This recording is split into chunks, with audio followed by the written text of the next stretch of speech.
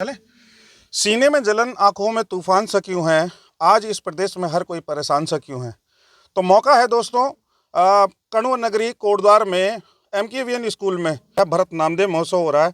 मौका है वो, और मेरे साथ में है उत्तराखंड के प्रतिष्ठित जाने माने व्यक्ति श्री राहुल कोटियाल जी। इनका जो कि पेशे से एक पत्रकार भी हैं और एक सामाजिक कार्यकर्ता भी हैं, और समाज के प्रति उत्तराखंड की पीड़ा अपने शब्दों के माध्यम से बयां करते हैं, और वही आपके समक्ष होता है बारामासा चैनल पर।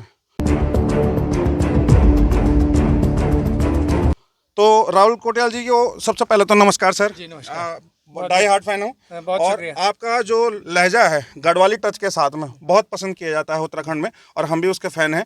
सर, आपसे जानना ये चाहूँगा कि उत्तराखंड को आज 25 वर्षों उपरांत 26वां वर्ष में प्रवेश कर चुका, कैसे देखते हैं, कैसा नजर आता है आपको?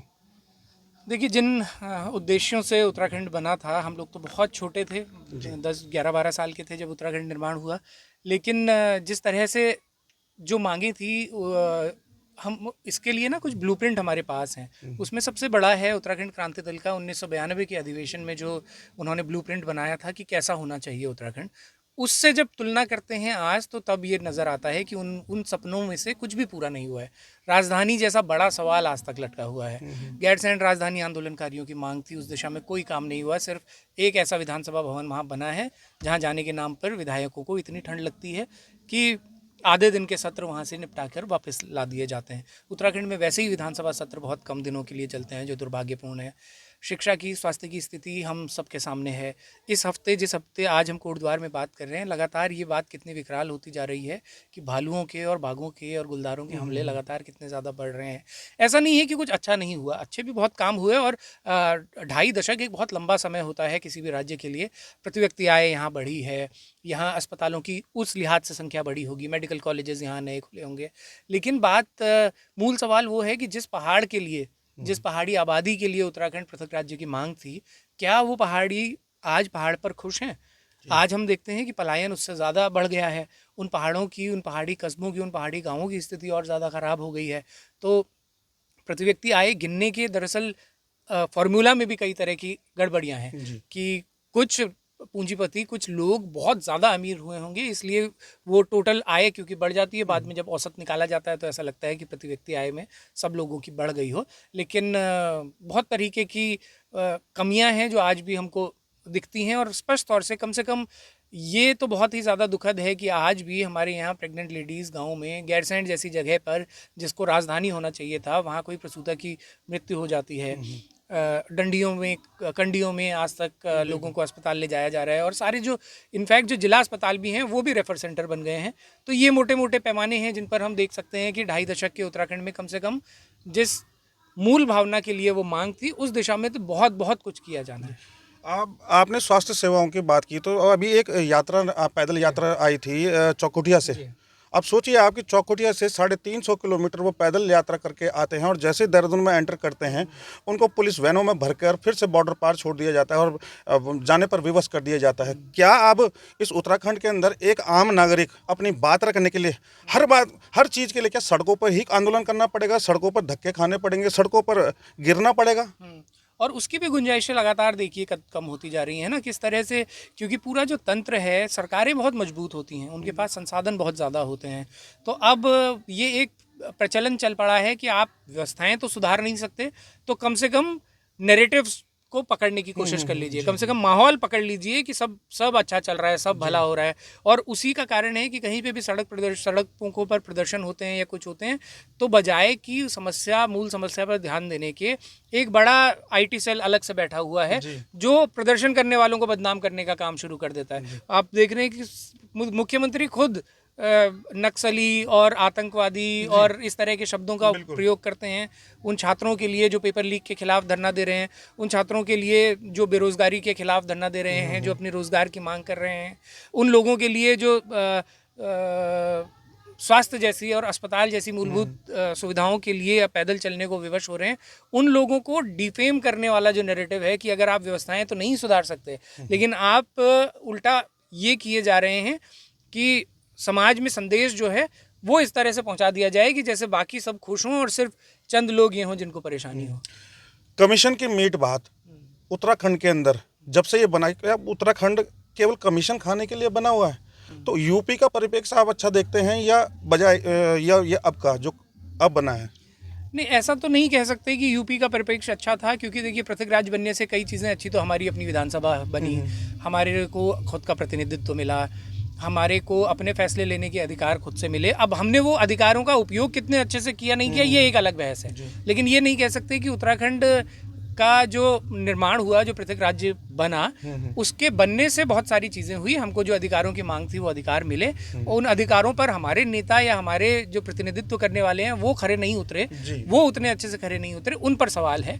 भविष्य में हो सकता है जो लोग आएंगे उनमें से कुछ विजनरी लोग भी आएंगे, वो लोग उस पर बेहतर करेंगे। हम और आप जैसे पत्रकारों का काम है कि लगातार जो सत्ता में बैठे हुए लोग हैं उनकी नीतियों पर लगातार सवाल करें, जिन भी नीतियों में खोट नज़र आता है। आपने कमीशन की बात की, इसी भाजपा सरकार में मुख्यमंत्री रह चुके व्यक्ति खुद ये बयान दे चुके हैं कि उत्तर प्रदेश के समय पे तो कमीशन कम था और यहाँ बनने के बाद वो कमीशन दोगुना हो चुका है। ये बाकायदा उस व्यक्ति का बयान है जो मुख्यमंत्री रह चुके हैं और जो भाजपा से ही जुड़े हुए रहे हैं। उन्होंने भुवन कापड़ी ने भी कहा है। हाँ, अभी भुवन कापड़ी ने और तमाम लोगों ने जो इस समय पे विधायक हैं, उन्होंने विधानसभा में ये बात कही है कि विधायक निधि तक में जो है कमीशन मोटा दिया जा रहा है और कमीशन का प्रचलन है।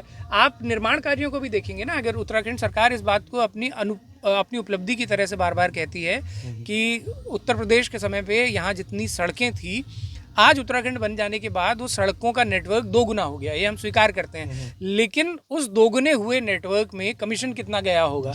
क्योंकि आप ये देखिए ना, हर जगह सड़क तुरंत क्यों बन जाती है, ये सड़क चौड़ीकरण तुरंत क्यों हो जाता है? क्योंकि वो सबसे बड़ी जो कैश क्रॉप बोल सकते हैं उससे पॉलिसीज़ के टर्म में, कि सड़क बनेगी मतलब बड़ा प्रोजेक्ट बनेगा, मतलब बड़े ठेकेदार आएंगे, मतलब बड़ा कमीशन का कट बनेगा, तो सड़कों का काम तुरंत हो जाता है। निर्माण कार्य आप देखेंगे कि कई जगह आपको ITI ऐसे दिखेंगे जो बन के तैयार होके और फिर जर्जर भी होने लगे, क्योंकि निर्माण करने में कमीशन होता है, संचालन करने में कमीशन उतना नहीं है। तो इसलिए निर्माण कार्य तो धड़ाधड़ हुए, बिल्डिंग्स तो खड़ी हो गई, अस्पतालों की भी बिल्डिंग्स खड़ी हो गई, लेकिन संचालन का स्तर ये है कि तमाम मंत्री भी बीमार पड़ने पर प्राइवेट अस्पतालों में एडमिट होते हैं। इससे बड़ा दुर्भाग्य क्या होगा? सर, आपने एक खबर प्रकाशित की थी, अंतिम सवाल पूछूंगा कि 1001 करोड़ रुपए जो मीडिया के लिए जो अभी हमारी उत्तराखंड सरकार ने रिलीज़ किया था, दिया था या बांटा था, वो भी एक मीट भात की तरह दिखती है, क्योंकि उसमें दिखता है कि कौन सा पत्रकार किस मीडिया को उन्होंने दिया है। तमिलनाडु के मीडिया का यहाँ से उत्तराखंड से कोई लेना देना है क्या? और दूसरा ये है कि आप पर कुछ वैधानिक कार्रवाई करने के लिए कहा था, यह हुई है? कैसा अभी तक है आपका? नहीं, वैधानिक कार्रवाई कोई नहीं हुई, क्योंकि हम लोग ने बहुत मजबूती से, बहुत तर्कों के और आधारों के साथ और सबूतों के साथ रिपोर्ट की थी। तो हमारे खिलाफ कोई ऐसी कार्रवाई नहीं हुई कि हमारी रिपोर्ट पर कोई सवाल हुआ हो या हमारी रिपोर्ट को क्वेश्चन किया गया हो या हमारी रिपोर्ट के आधार पर कोई शिकायत या कोई भी लीगल एक्शन हुआ हो, ऐसा कुछ नहीं हुआ। लेकिन इलीगल एक्शंस बहुत हुए। इलीगल एक्शंस ऐसे कि कुछ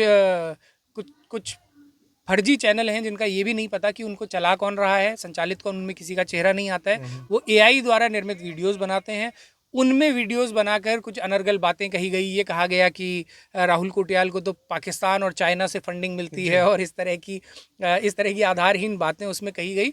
और दूसरा, एक कॉपीराइट स्ट्राइक करते हुए हमारे यूट्यूब से वीडियो हटवा दिया गया था।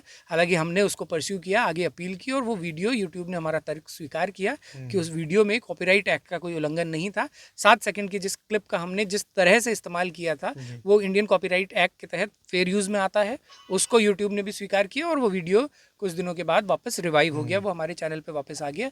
दूसरा, जो आपका मूल सवाल था कि 1000 करोड़ जो बांटा गया, देखिए हर सरकार, चाहे वो भाजपा की रही हो चाहे वो कांग्रेस की रही हो, यही 2 सरकारें उत्तराखंड में रही हैं। हमारा ना तो भाजपा से बैर है, ना कांग्रेस से कोई दोस्ती है। कोई भी सरकार, अब लोग हमें इस समय पे पत्रकारिता करते हुए देख रहे हैं, तो इस समय पे भाजपा की सरकार है तो भाजपा से ही सवाल पूछे जाएंगे।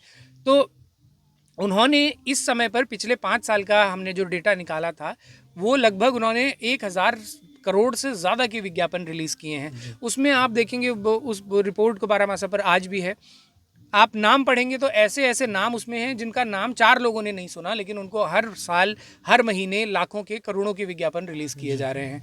बड़े चैनल्स को तो किए ही जा रहे हैं, ऐसे ऐसे चैनल्स को किए जा रहे हैं जिनका यही नहीं पता कि उनका सर्कुलेशन कितना है, और उनकी संख्या 1800 से ज़्यादा है। आप यकीन नहीं करेंगे कि देहरादून जैसी जगह से 1800 अखबार निकल रहे हैं। 1800 अखबार एक ज़िले से निकाले जा रहे हैं, कौन उनको पढ़ता होगा।